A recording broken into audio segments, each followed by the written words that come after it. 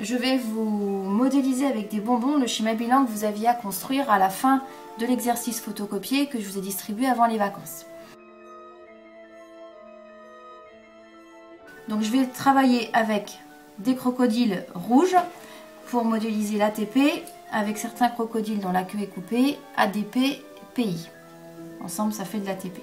Les crocodiles verts qui seront les molécules R', donc je vous rappelle transporteuses d'électrons et de protons, et des frites. Les frites jaunes seront les atomes de carbone, les frites vertes seront les atomes d'hydrogène et les frites rouges seront les atomes d'oxygène.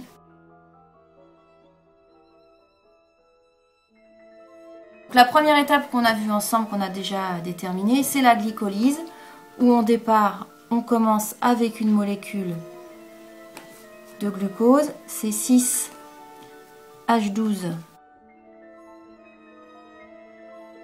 C6H12O6. Là, on a au départ une molécule de glucose.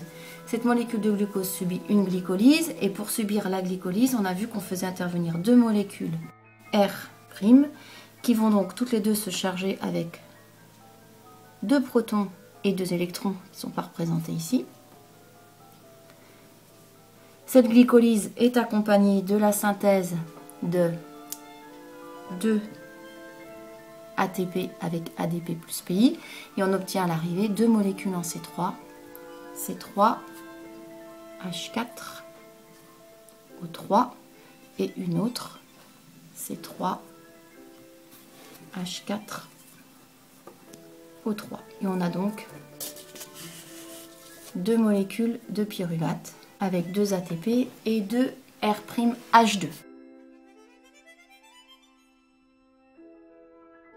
Ces deux molécules de pyruvate rentrent dans la matrice de la mitochondrie.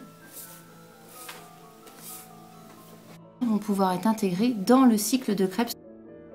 Donc dans ce cycle de Krebs, on va avoir intervention de nouvelles molécules R'. 10.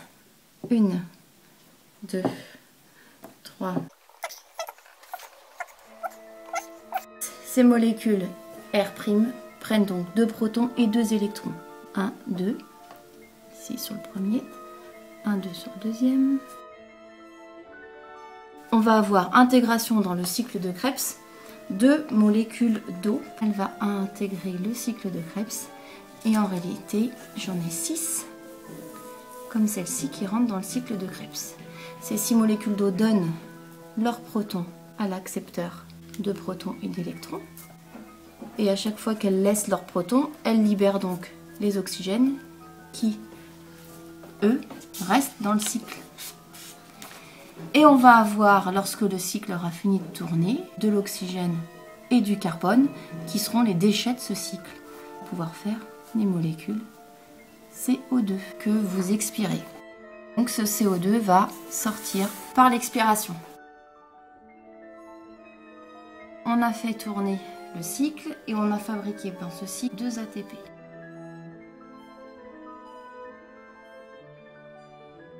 Tous les accepteurs d'électrons chargés en protons vont passer près d'une chaîne qu'on appelle la chaîne respiratoire et vont libérer tout leur H+ dans l'espace intermembranaire. Donc tous les H+ dans l'espace intermembranaire. Voilà donc ce que j'ai fait en violet sur le schéma.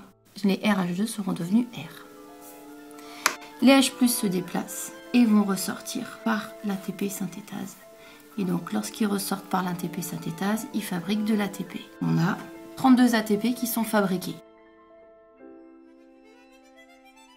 Les électrons qui sont captés par la chaîne respiratoire doivent être pris par une molécule qui a un fort pouvoir oxydant, la molécule de dioxygène, qui passe à proximité et qui prennent les électrons. Pour la neutralité de la charge, ils prennent un H+. Et on fabrique donc une molécule d'eau.